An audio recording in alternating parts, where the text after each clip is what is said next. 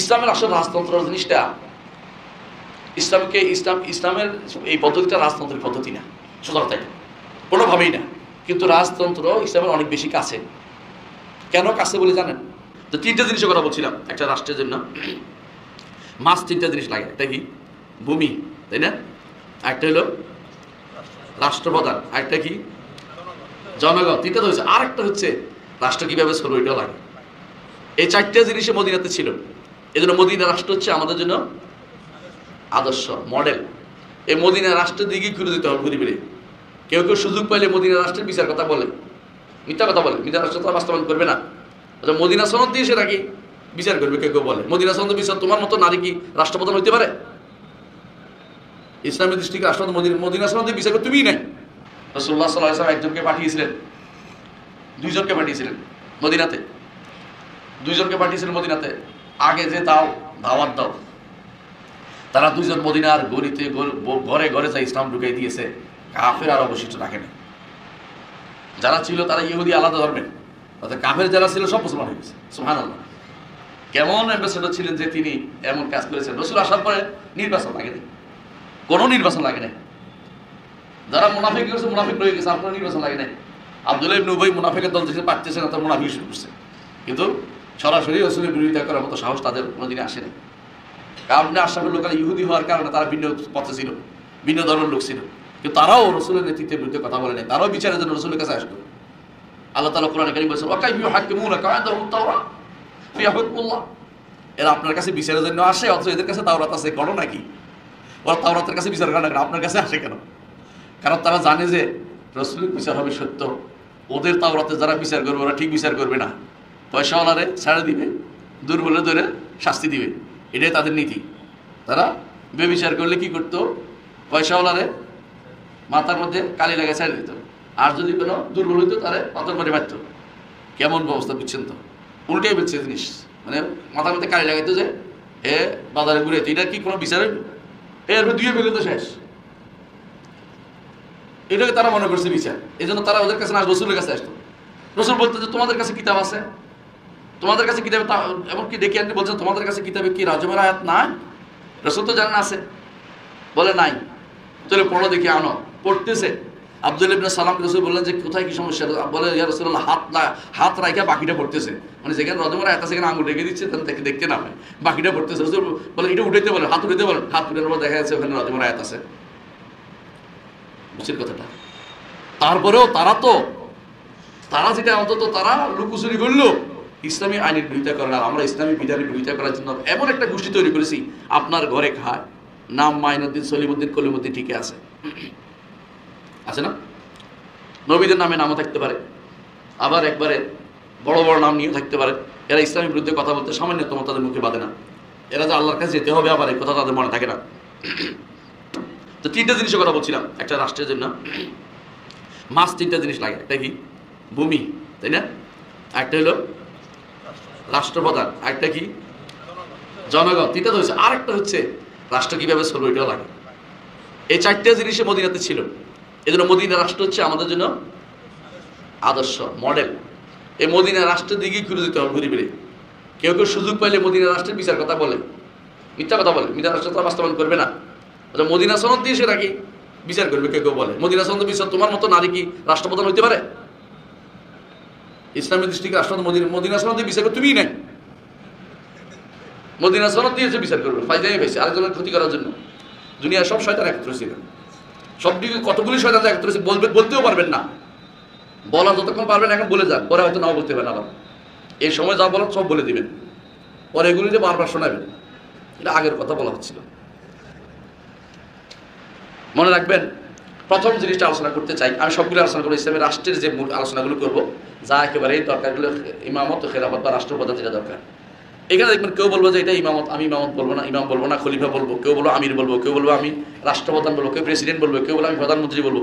এগুলি আমাদের কাছে বড় ধরনের বিষয় না। বিষয় হচ্ছে কি নীতিতে চলতেছে। তবে কিছু নিষিদ্ধ আছে। মালিকুল আমলাক বলতে পারবেন না, মালিকুল আমলাক বুঝছেন, শাহানশাহ, রাজাদিরাজ বলতে পারবেন না।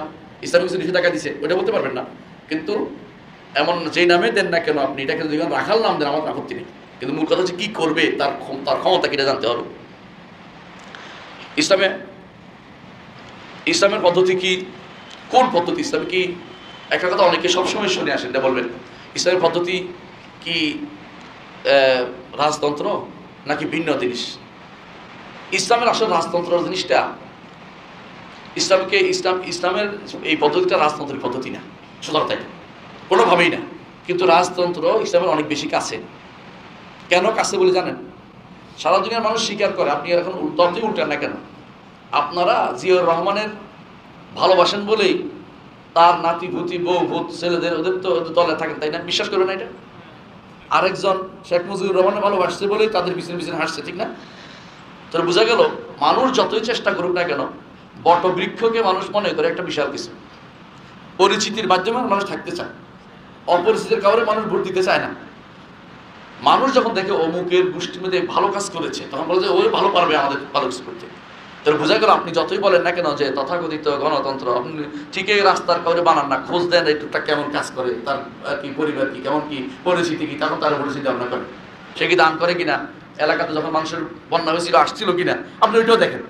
এর অর্থ হচ্ছে এই জন্য ইসলাম বলে রাজতন্ত্র অনেকটাই ইসলামের কাছাকাছি। তবে রাজারা সব ইসলামিক পদ্ধতি আমি বলবো না, ইসলামিক পদ্ধতি অনন্য, কোনো সন্দেহ নেই। এটা খেলাফত পদ্ধতি অনন্য, এটা খেলাফত। রাসূলুল্লাহ সাল্লাল্লাহু আলাইহি ওয়াসাল্লাম এটাই বলছেন। খেলাফত শব্দের অর্থ কি? খেলাফত শব্দের অর্থ কি বলতে পারবেন? প্রতিনিধিত্ব। আহসানতা। খেলাফত অর্থ হলো প্রতিনিধিত্ব। এই প্রতিনিধিত্ব আরেকটা অর্থ আছে খেলাফতের, এটা কি বলেন? আরেকটা অর্থ আছে খেলাফতের, হ্যাঁ কি না, খেলাফতের একটা অর্থ আছে প্রতিনিধিত্ব, কোনো সন্দেহ নেই।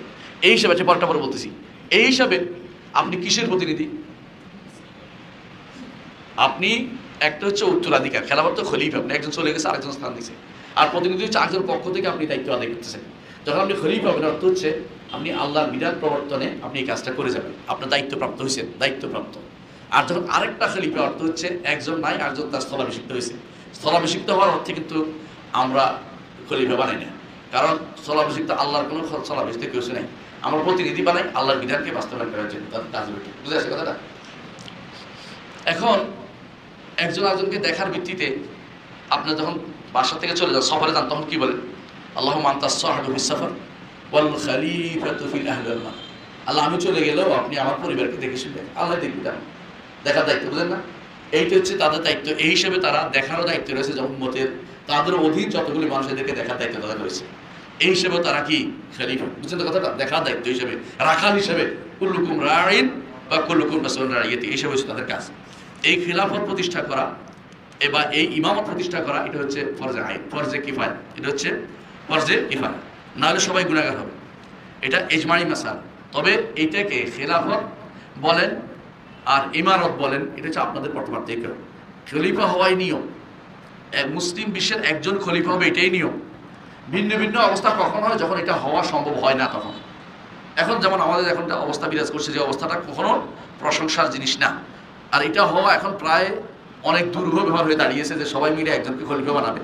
কারণ বাংলাদেশি বলবে যে আমি আমার এলাকার লোক চাই কি খলিফা, পাকিস্তানি বলবে যে আমার এলাকার লোক খলিফা হবে, হ্যাঁ, ইন্দোনেশিয়ান বলবে যে আমরা সবচেয়ে বড় রাষ্ট্র বিশ্বের মধ্যে, জায়গার দিক থেকে মানুষের দিক থেকে না হইলেও আমাদের দেশে খলিফা হবে। আর ওরা বলবে যে অসম্ভব, ওরা তো ইসলামে জানে না, ওরা কিসের খলিফা হবে। আর তুরস্ক বলো আমরা লিড দিছি সারা বিশ্বকে, আমরাই খলিফা হবো। এই বেদালে কেউ কিন্তু শান্তি পাবে না। খেলাফত আন্দোলন করলে খেলাফত পাওয়া যায় না, এটা ভুয়া না। খেলাফতের জন্য মূল কাজ হচ্ছে ইসলাম দিয়ে মানুষকে বোঝান, জাতীয়তাবাদ ছাড়েন, একজন যোগ্য ব্যক্তিকে মানেন।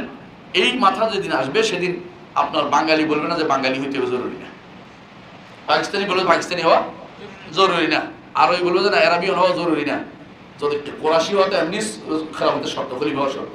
সেই হিসাবে যদি কোনো আরবি না হয়, খলিফা আরবি কোরাশি হয়েই যায়, অর্থাৎ কোরাশি হয়, সেদিন আরবি ভাষী কোনো কারণ না শিখলো, তারপর কোনো অসুবিধা আসে না। কিন্তু সাধারণত আরবি সত্যিকার যারা কোরাশি, তারা আরবি ভাষা থেকে ছাড়িয়ে আসে না।